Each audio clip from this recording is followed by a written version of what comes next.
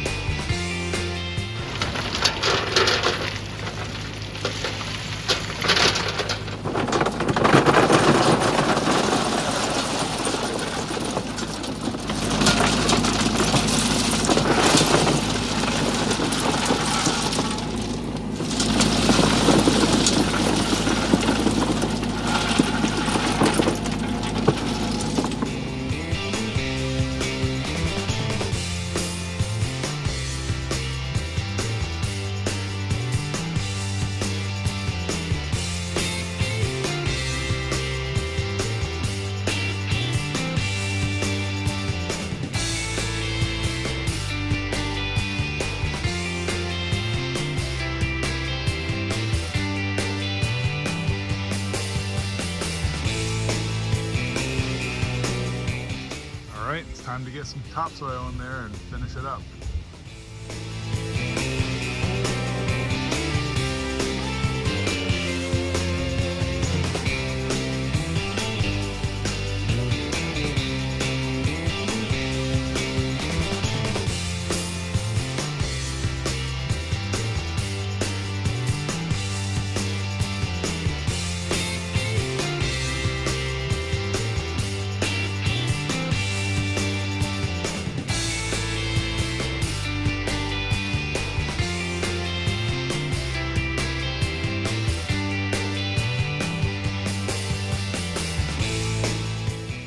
Alright, so just about wrapped up. Just need to seed it and mulch it. So this came out pretty well. I'm pretty happy with it. I really would have liked this culvert to be 4 feet longer, and then this whole belly could have been filled in. But this was a donated couple sections of culvert from the town, and that's what we got. So we saved some money by using the free culvert. We could have had a little wider path if the culvert was longer, but I think this will work fine. And this is a lot better than what was here. I ended up filling a ton of this in with stone. This whole bank had been eroding away for years, I think, from all this hillside water coming down and spilling over here.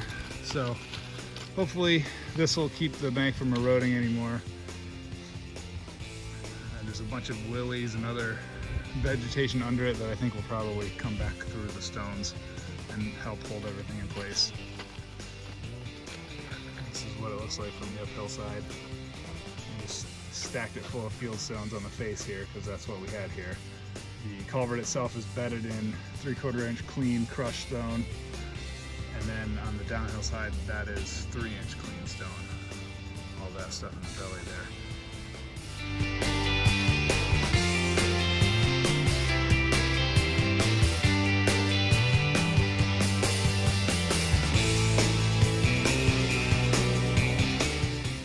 Last part of the process, gotta clean up this mess I made in my staging area.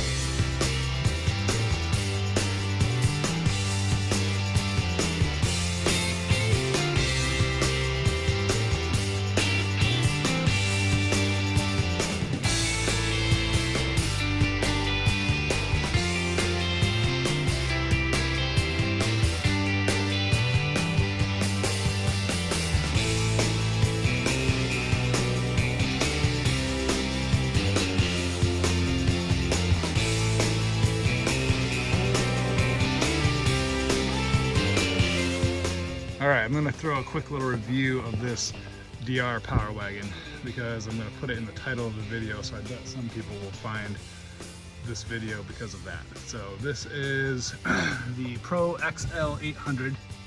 I bought this slightly used off marketplace from a gentleman who was building a lot of trails through the woods, and I think he was using this to bring material in. And he found that it did not negotiate muddy, rooty territory in the woods very well at all, and I can completely see why.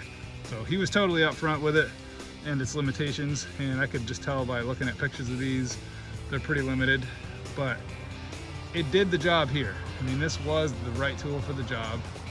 It trucked in about 12 yards of material total, and I'd like to say it did it without skipping a beat, but it definitely skipped a beat a few times. But it got it done. It's still in one piece. And I think I will keep this. I was debating whether I would keep it or sell it after this job, but it's really handy for a situation like this where you cannot get material in here. And that's the trail that everything came in on. So I would overall give this a C, possibly a C+. On paper, this thing is great. It can haul 800 pounds. It's got a power dump. It's got knobby tires. But this is made about as cheaply as it possibly could be and still function as advertised, technically. The power dump is key. I mean, this, I would not want one of these without a power dump, and it had no issue dumping, fully loaded, and I'm sure I was around its capacity when it was full of stone. But this whole thing, I mean, the frame is flexing like crazy.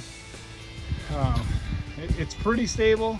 It's more stable than I would have guessed, but if I use this thing at this level for any amount of time, it's not going to last long. This box is extremely flimsy. I mean, one wrong move when I'm loading it with the excavator and that thing will be destroyed. So I'll probably, if I keep this, we'll be building a steel bed because I'm sure I'm going to break this one. It's only a matter of time. But it did the job. I'm sort of pleased with it. It's got some really poor designs, and I'm actually pretty disappointed in how badly this is designed. So I understand it's not a very expensive piece of equipment in the grand scheme of things, and there's much more expensive versions that have tracks and, you know, that are real commercial grade. But this is an insanely bad design. That's the crankshaft of the engine, that's the drive belt. This is 3 inches off the ground at best. This little skid plate, and it's got a skid plate, but it's got openings everywhere, and it's, you know, stuff can easily slide in here. So if your tires sink down at all, or if there's a hump of stone here, the gravel just goes in there, and it, you know, scrapes against the pulleys, derails the belt. You have to take these little belt guides off to get the belt back on, and it's a real pain. It's a terrible design. I don't know what they're thinking. I mean, the DR company's been around long enough, they should understand that is not gonna fly. I mean, it's only good on a flat yard. Just going over here where I had a slight hump of dirt, that thing took on material a couple times and knocked the belt off, and it basically ended my day yesterday early because I was exhausted and I really didn't feel like messing with it. But the belt comes off right here, and you gotta take that little belt guide off, and this little belly pan just gets full of stuff. I keep blowing it out with my leaf blower to keep it moving. So that's a terrible design. I guess I'm gonna maybe take some chicken wire and try to cover this whole thing all the way around so the bigger material can't get in there. Just see if that works. I mean, I could build this all out of steel, like box this out a little more, but that's a lot. It's a lot of work. I'm not sure it's worth it for that. But so I would say that's its biggest limitation. I mean, that thing gives you, you're basically only moving around on a lawn. So anybody looking to buy one of these and use it on actual rough terrain, don't do it. You will be disappointed. And I think that the guy I purchased it from, that's why he sold it. After it was only a few months old, he bought it new and in 23 and sold it this year. So I'll keep it. Maybe I'll improve it a little bit. I don't think I'll use it enough to justify buying something more commercial, but here you can see again that how close that skid plate is to the ground. And they could have at least brought this steel up and over this frame rail. That wouldn't have been too hard or too much more material. I guess it was a couple more bends in this piece, but I don't know. That's a bad design. I don't know what they thought was gonna happen there.